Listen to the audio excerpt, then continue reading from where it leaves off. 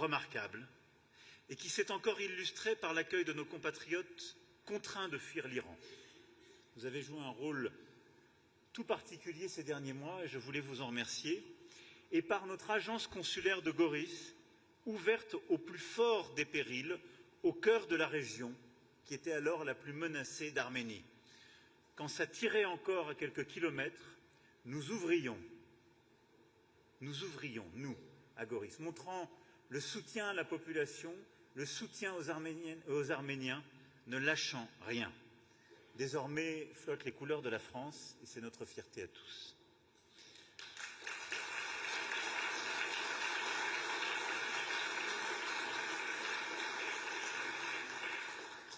Alors cette relation est singulière. Et au fond, je voudrais aussi vous dire quelques mots de cette relation d'hier, d'aujourd'hui et de demain qu'on est en train de bâtir par cette visite d'État. Cette relation est singulière parce qu'elle est faite de passion. À la fois parce que les Arméniennes et les Arméniens ont toujours eu un rôle à part.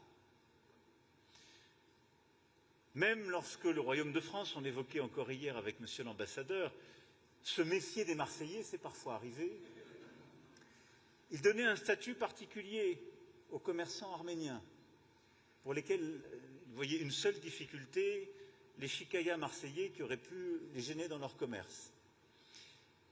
Puis, notre relation a pris un tour singulier autour du génocide, où notre marine, évidemment, a joué ce rôle courageux, si fort, et où la France a accueilli, en plus des Arméniennes et des Arméniens qu'elle avait déjà, tant de celles et ceux qui fuyaient les routes du génocide, de la terreur, de la misère. Tant de nos villes, de Marseille à Lyon, évidemment en passant par la capitale, les Hauts-de-Seine ne seraient pas totalement les Hauts-de-Seine non plus, sans beaucoup de communes qui ont été nourries par ces communautés, tant de nos villes ont construit des liens si singuliers par cette histoire. Et puis ces liens sont venus nourrir le fait que l'imaginaire français a toujours été arménophile, parce que c'était le combat de la liberté. C'était le combat d'un petit pays, d'une civilisation, au milieu de tant d'empires, battu par tant d'empires, et qui, des Perses au tsar de Russie jusqu'à l'Union soviétique, était comme soumise à une fatalité, celle des dominations, mais ne s'y laissait jamais faire. Et donc, ces femmes et ces hommes qui avaient tout traversé pour rejoindre la France trouvaient là des cœurs et des mains à prendre, parce que la France, au fond, a toujours aimé ce que l'Arménie représentait et représente. Un goût de la liberté, une volonté de ne pas se soumettre, un amour de la culture, la volonté de ne rien céder, de garder son alphabet, sa langue, sa singularité, là où tant et tant voulaient la soumettre. Ce qui fait que cette histoire n'a cédé à aucun des aléas du temps, est avant tout une histoire de passion. C'est celle que vous nourrissez par votre présence ici même. C'est celle de la communauté arménienne en France, de tous les binationaux. C'est celle qui fait aussi que le 24 avril est devenue la journée nationale de la commémoration du génocide des Arméniens partout en France et pour toutes les Françaises et les Français. Nous l'avons voulu et nous l'avons assumé, envers et contre tout.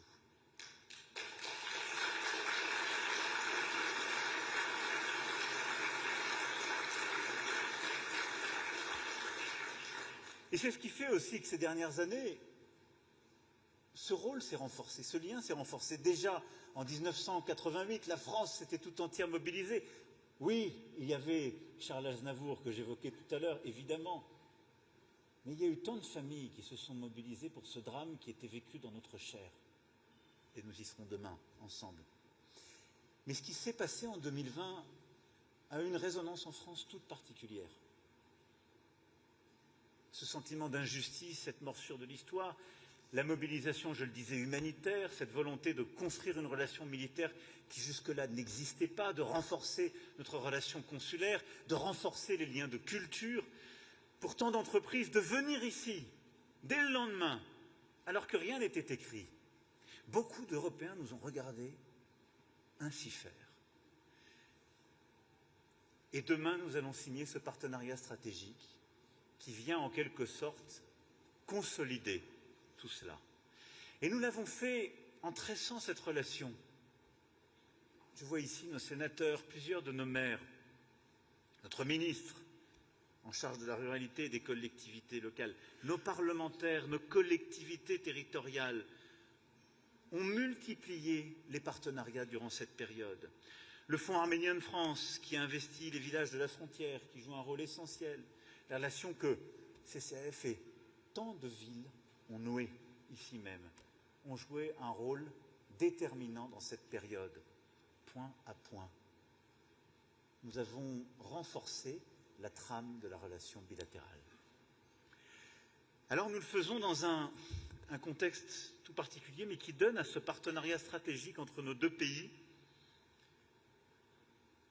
encore plus d'importance. Il va renforcer le lien entre nos diplomaties, nos armées, nos entreprises, nos institutions culturelles, de recherche, d'enseignement, et c'est ô combien important.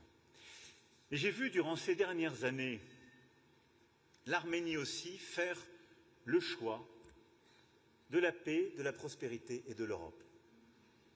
Et nous n'avons pas le droit de laisser passer ce tournant. Je sais qu'il y aura dans cette salle des différences. J'ai appris à les connaître et à les comprendre. Je sais que parfois, il y a plusieurs diplomaties de la communauté française à l'égard de l'Arménie. C'est notre charme, c'est une relation de passion. Parfois même, le gouvernement arménien a eu à apprendre à connaître ces différences et les soubresauts que nous pouvions avoir. Ça n'est pas rationnel. C'est nous. C'est cette relation. Mais je vais vous dire en conviction ce que j'ai vécu ces dernières années avec ce pays et ses dirigeants.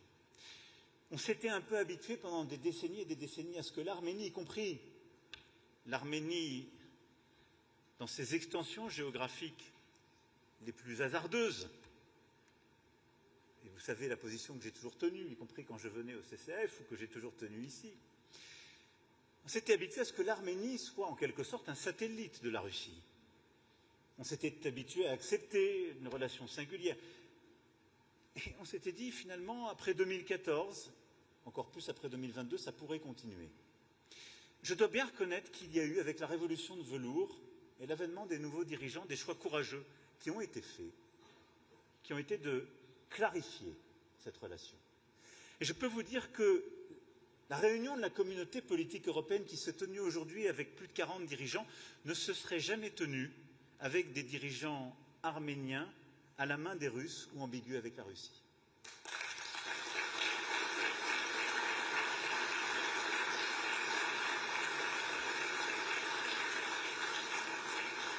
Et donc l'Arménie a fait le choix, en effet, en quelque sorte, de la majorité géopolitique, de sortir de cette entrave et de se tourner vers l'Europe.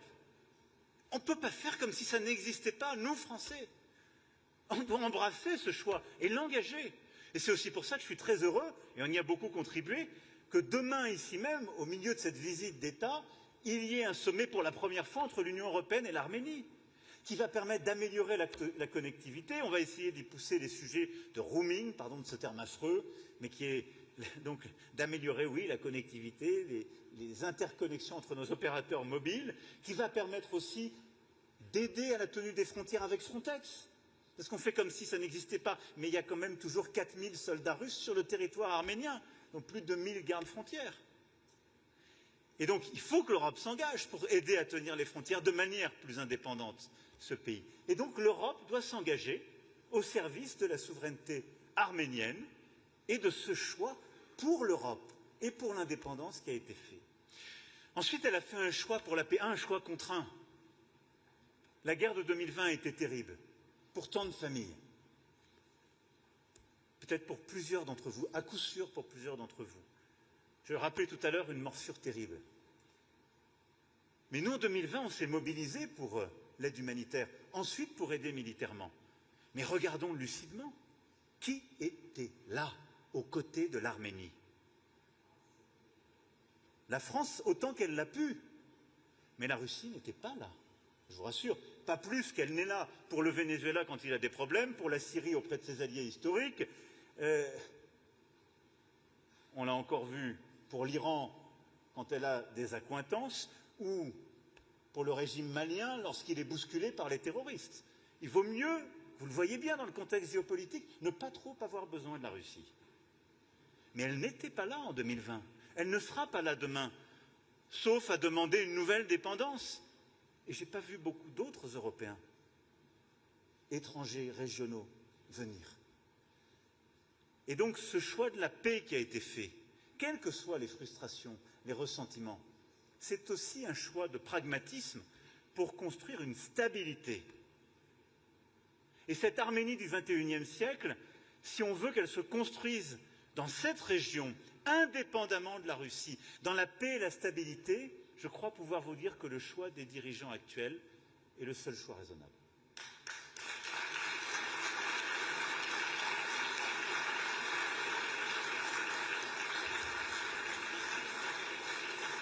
Alors ça ne veut pas dire pour autant qu'il n'importe pas d'avoir de l'exigence. C'est le dialogue que nous voulons conduire avec la Turquie, avec l'Azerbaïdjan, la libération des prisonniers, le respect du patrimoine religieux et culturel. Et c'est tout le travail que nous avons fait dans les premières heures avec la LIF, dont je veux remercier l'engagement, en poussant l'UNESCO à aller plus loin et plus fort, et par le partenariat bilatéral.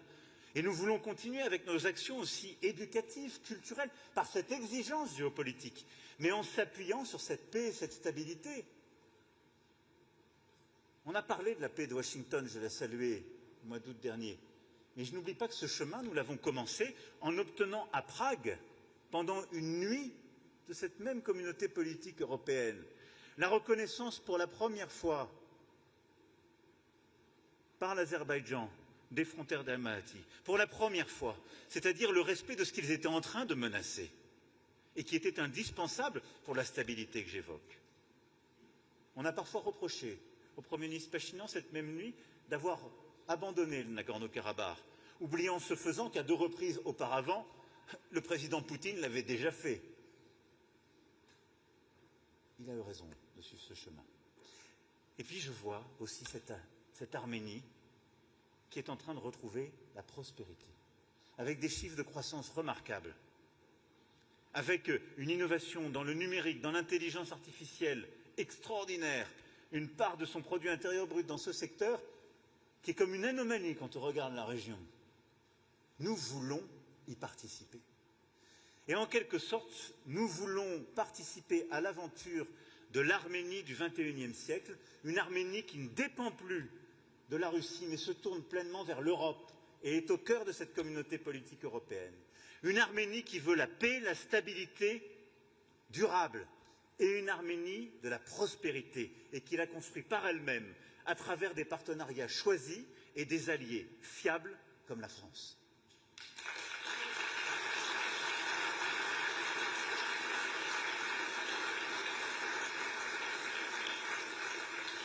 Voilà, mesdames et messieurs, pourquoi nous sommes là aujourd'hui. Pour bâtir cette page nouvelle. C'est ça le sens de ce partenariat stratégique. Alors, rien n'est simple et rien n'est écrit. La guerre continue en Ukraine. Beaucoup des voisins ont encore toutes les options ouvertes. Mais je sais que les choix que l'Arménie est en train de faire, que nous sommes en train de faire à ses côtés, obligeront tous les voisins à clarifier leur jeu. Et nous à leur demander, êtes-vous avec les Européens ou contre?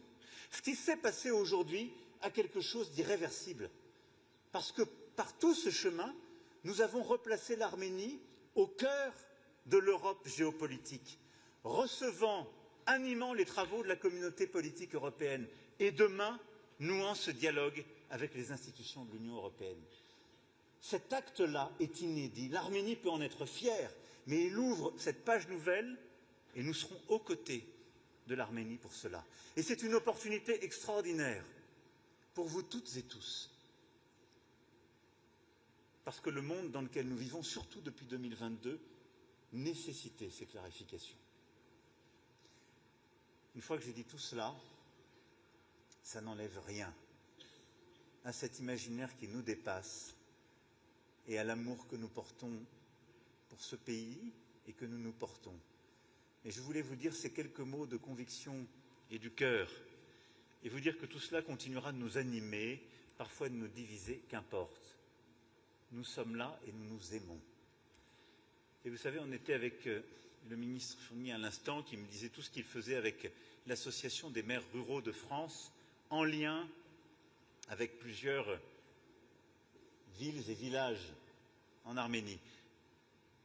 Et je me souviens comme hier de son prédécesseur, Vanik Berberian, qui était un homme formidable, maire de Gargilès, enfant de la République, président de l'Association des maires ruraux de France, promoteur de Georges Sand et de la ruralité.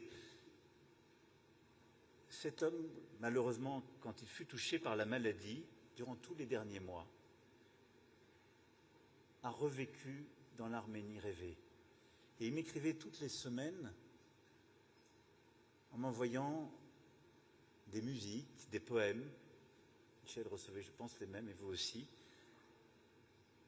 De l'Arménie de son enfance, d'une Arménie parfois qu'il n'avait jamais connue, d'une Arménie rêvée. Le doudouk était là, les musiques parfois les plus spirituelles, et il a tenu par cela. Il y a quelque chose d'irrationnel dans ce lien qui nous lie, cet amour de la liberté, de l'universel, cette identité qui nous rend plus forts l'un et l'autre. Et je sais combien, ici, tant d'entre vous ont la même nostalgie de France, ou la même France tant aimée que vous colportez en Arménie et qui nous rend plus forts. C'est ça, la communauté arménienne en France, la communauté française en Arménie.